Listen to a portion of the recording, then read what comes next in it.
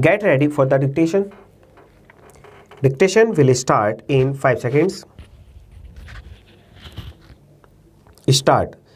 It states that untouchability has been abolished and directs that the so-called untouchables should be treated with respect, should be accorded equal rights which are guaranteed to them by the Constitution. It is not a question of rights guaranteed to them. Rights are guaranteed to every citizen irrespective of class, caste or creed. Honorable members know what are the general provisions. So far as I know, in the urban areas, there is not much of untouchability left because there is a good deal of political consciousness. There are public speeches, political discussions, and the provisions of the Constitution have become well known. So there is not much of untouchability left. But the complaints which I hear, which honorable members hear, and which are presented on the floor of this House and state legislatures are that it still persists in the rural areas. Even among the rural areas, conditions differ from state to state so far as what are the termed in the olden days as British India was concerned.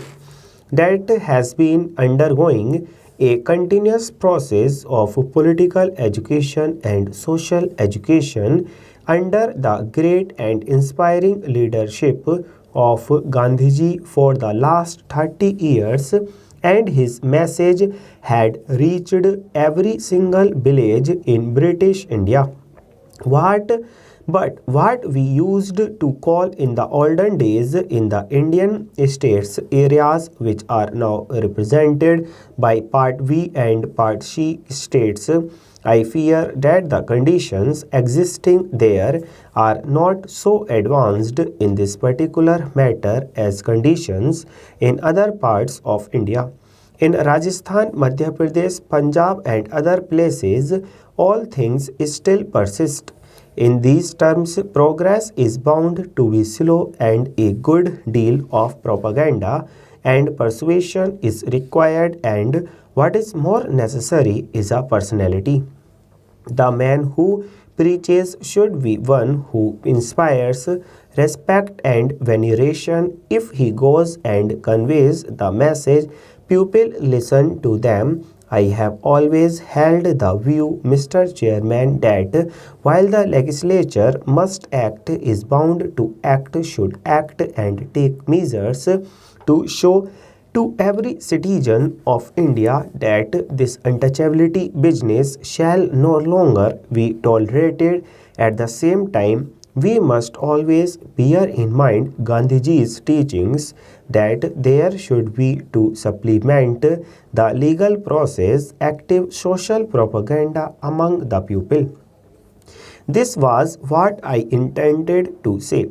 I will not take any more of your time. I do entreated that we should get along with this bill as quickly as possible. The House will have a comparatively short session and the Select Committee, if this bill is referred to the Select Committee, will be meeting sometime in October. Full stop.